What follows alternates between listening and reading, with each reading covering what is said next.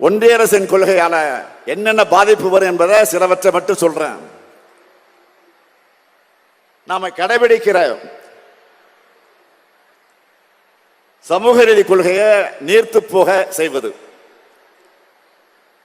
பட்டியலின பழங்குடியின இதர பிற்படுத்தப்பட்ட மக்களுக்கு இப்ப உதவி தொகை தர்றோம். இத ஒன்றிய அரசின் திட்டம் மறுக்குது. 3ஆம் வகுப்புல பொது தேர்வு, 5ஆம் வகுப்புல பொது தேர்வு, 8ஆம் வகுப்புல பொது தேர்வுன்னு வச்சு பிள்ளைகளை வழிகட்ட பார்க்கிறாங்க. 9ஆம் வகுப்பு முதல் 12ஆம் வகுப்பு வரை செமஸ்டர் தேர்வு முறையை கொண்டு வர போறாங்க. அதாவது ஆல் இண்டியா எக்ஸாம் போல நடக்கும். உங்கள் மகனோ மகளோ 12ஆம் வகுப்பு முடிச்சுட்டு விரும்பின கல்லூரியில விரும்பின பாடத்துல உடனே போய் சேர முடியாது. இப்ப மருத்துவக் கல்லூரியில் சேர நீட் தேர்வு வைக்கிறது போல பொறியியல் படிப்புக்கும் ஆர்ட்ஸ் காலேஜுக்கும் தேர்வு வச்சுதான் எடுப்பாங்க. இதை அந்த கல்லூரி நடத்தாது, தேசிய அளவில் தேர்வு ஏஜென்சி தான் நடத்தும். இதை விட கூடும் என்ன தெரியுமா?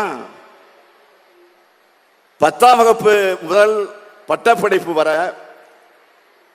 படிப்பை தொடர விரும்பாத மாணவர்கள் அவங்களாகவே வெளியேறலாம்னா சொல்றாங்க.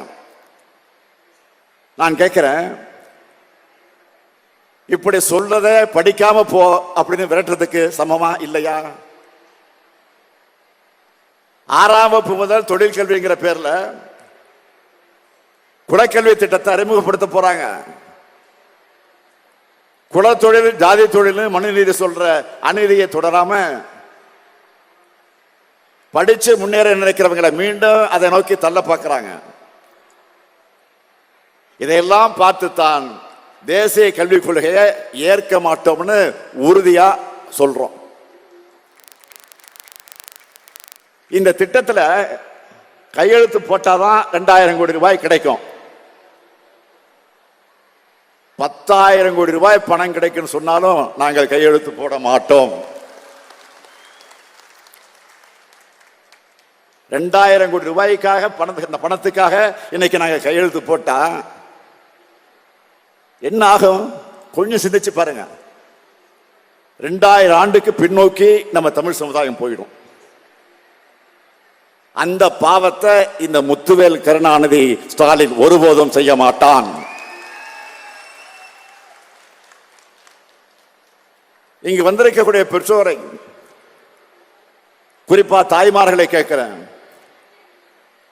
உங்க குழந்தைகளோட திறமை வளரணுமா இல்ல 3வது மணி திணிக்கப்பட்டு ஒவ்வொரு வகுப்பிலையும் படிப்பு தடைபடணுமா? நம்ம குழந்தைகளை திறமை வளரணும்னு தானே நினைப்பீங்க. இன்னும் தெளிவா சொல்றேன், நாம் எந்த மொழிக்கும் எதிரி அல்ல. இந்தி மொழியும் நமக்கு எதிரி அல்ல. அதை யாரு விரும்புறாங்களோ அவங்க இந்தி பிரச்சார சபாவில் போய் அல்லது கேவி பள்ளியிலோ இல்ல வேற வகையிலோ படிக்கிறத தமிழ்நாடு ஒருபோதும் தடுத்ததில்லை, தடுக்க போவதும் இல்லை. ஆனா இந்திய எங்க மேல திணிக்க நினைக்காதீங்க. திணிக்க நினைச்சா தமிழர் என்றொரு இனம் உண்டு, தனியே அவருக்கு ஒரு குணம் உண்டு என்பதை தமிழ்நாடு காட்டிவிடும். இருமொழி கொள்கையால தமிழ்நாட்டு மாணவர்களுடைய திறமை எந்த அளவுக்கு வளர்ந்திருக்கு என்பதை உலகம் முழுக்க வாழக்கூடிய தமிழர்கள் நிரூபிச்சுட்டு இருக்காங்க.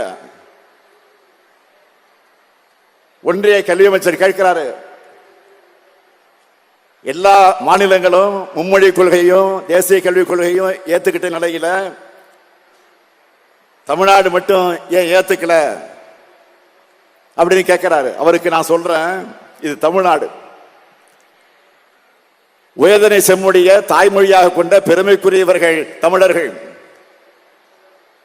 எங்கள் உயிரை விட மேலாக தமிழை மதிக்கிறவங்க நாங்க. எங்கள் மொழியை அழிக்க எந்த ஆதிக்க மொழியை நினைச்சாலும் அதை அனுமதிக்க மாட்டோம். இந்தியாவுடைய குடியரசு துணைத் தலைவர் ஒரு கருத்தை நேற்று நாளிதழில் வெளியிட்டிருக்கிறார். அவர் சொல்லுகிறார், ஒரு நிலத்தை கைப்பற்றுவதற்கு அதன் கலாச்சாரத்தை பின்னுக்கு தள்ளி மொழியை அழிப்பதே சிறந்த வழின்னு சொல்லி இருக்கிறார். அவர் பழைய வரலாற்றை சொன்னாலும் அது தமிழ்நாட்டுடைய புதிய வரலாறா கொடிய வரலாறா ஆகிடக்கூடாது என்பதற்காகத்தான் போராடுகிறோம். இன்று நேற்றல்ல, 85 ஆண்டுகளுக்கு மேலாக திராவிட இயக்கம் போராடிக்கிட்டு இருக்கு. இந்தியாவில் கடந்த 75 ஆண்டுகள்ல ஏறத்தாழ 52 மொழிகள் அழிவினுடைய விளிம்புக்கு போயிருக்கு. இந்தி பெல்ட் என்கிற மாநிலங்களை மட்டும் கிட்டத்தட்ட 25 மொழிகள் அழிஞ்சிருக்கு. தாய்மொழியை இழந்து இந்திய ஆதிக்கத்திற்கு பலியான மாநிலங்கள் இப்பதான் மெல்ல மெல்ல விழிப்புணர்வு அடைஞ்சிட்டு இருக்கு. அதுக்கும் தமிழ்நாடு தன் தாய்மொழியான தமிழை தற்காத்துக் கொண்டதுதான் காரணம். தமிழ்நாட்டினுடைய மொழிக் கொள்கை இன்று இந்தியாவுடைய ஒவ்வொரு மாநில மொழிகளையும் கலக்கிற கொள்கையா மாறிக்கிட்டு இருக்கு. நிதியே கொடுங்கன்னு நாம கேட்டா தமிழ் மீது பிரதமர் அக்கறை கொண்டிருக்கிறார்னு ஒன்றிய அமைச்சர் சொல்றாரு. அவங்களோட அக்கறை தமிழுக்கு என்ன செஞ்சிருக்கு? ஒரு சின்ன சாம்பிள் சொல்றேன் உங்களுக்கு, நல்லா கேளுங்க. சமஸ்கிருத மொழி வளர்ச்சிக்கு ஒன்றிய அரசு ஒதுக்கின நிதி எவ்வளவு தெரியுமா? 1488 கோடி ரூபாய். சமஸ்கிருத மொழிக்கு 1488 கோடி ரூபாய். அந்த மொழியை பேசுறவங்க இந்த நாட்டில் சில ஆயிரம் பேர் தான். 8 கோடி மக்கள் பேசுற நம் தமிழ் மொழி வளர்ச்சிக்கு ஒதுக்கின நிதி எவ்வளவு தெரியுமா? வெறும் 74 கோடி ரூபாய். இதுதான் நீங்க தமிழை வளர்க்கிற லட்சணமா? நான் உங்களுக்கு உறுதி கொடுக்கிறேன், தமிழ்நாடு பள்ளி கல்விக்கான நிதியை ஒன்றிய அரசு வழங்கவில்லை என்றாலும் ஒருங்கிணைந்த பள்ளி கல்வி திட்டத்தின் கீழ் மாநிலத்தில் செயல்படுத்துகிற திட்டங்கள் எதையும் நிறுத்தாம அவற்றை தொடர்ந்து நாங்கள் செயல்படுத்துவோம். அது உறுதி. திராவிட கருத்தியல் கொள்கையால் தான் நாம் இன்றைக்கு இத்தனை பெரிய வளர்ச்சியை பெற்றிருக்கிறோம். இந்த சாதனைகள் தொடர்ந்து தமிழ்நாடு மேலும் மேலும் வளர்ச்சி அடையணும்னா நம்ம குழந்தைகள் மன வலிமை உள்ளவர்களாக, உடல் வலிமை உள்ளவர்களாக, அறிவு மேம்பாடு கொண்டவர்களாக வளரணும். அவங்களை எல்லா விதங்களையும் திறன் கொண்டவர்களாக மாற்றணும். தனி திறமை கொண்டவர்களாக உயர்த்தணும். அதுக்காக தான் என் கனவு திட்டமான நான் முதல்வன் திட்டம் செயல்பட்டு வருது. அதை எல்லாரும் பயன்படுத்திக்கணும். நான் உங்களுக்கெல்லாம் வைக்கிற ஒரு வேண்டுகோள், கல்வியில் மட்டுமல்ல ஒழுக்கத்திலையும் சிறந்தவங்களாக மாணவர்களை உருவாக்க வேண்டியது பெற்றோர்கள், ஆசிரியர்கள் ஆகிய உங்க தரப்பினருடைய கடமை, இரு தரப்பினுடைய கடமை. பெற்றோர்கள் தான் குழந்தையினுடைய முதல் ஆசிரியர்கள், ஆசிரியர்கள் தான் குழந்தையினுடைய இரண்டாவது பெற்றோர்கள். இதை உணர்ந்து மேல உற்சாகமாக செயல்படுங்க.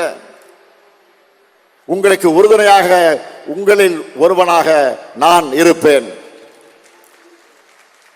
நம்ம திராவிட மாடல் அரசு இருக்கும் இருக்கும் இருக்கும் என்று உறுதி கூறி விடைபெறுகிறேன். நன்றி, வணக்கம். மாநில நலன் நிர்வாகத்தில்